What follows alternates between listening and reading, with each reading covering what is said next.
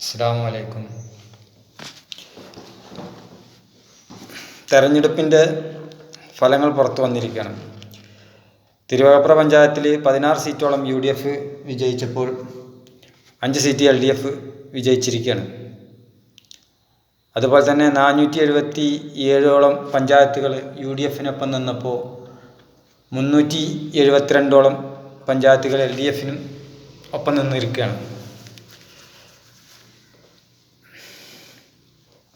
ഇവിടെ എനിക്ക് രണ്ട് പാർട്ടിക്കാരോടും പറയാനുള്ളത് എന്താണെന്ന് വെച്ചാൽ, വിജയങ്ങൾ അഹങ്കരിക്കാനും പരാജയങ്ങൾ പരിതപിക്കാനും ഉള്ളതല്ല. വിജയികൾ വിനയമുള്ളവരാവുകയും പരാജിതർ പുനർചിന്തനത്തോടു കൂടിയും പ്രവർത്തിക്കുകയാണ് വേണ്ടത്.